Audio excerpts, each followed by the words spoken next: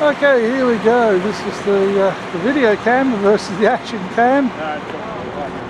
We're lucky that the wind has just come up and it has cleared these peaks so we can actually see them all.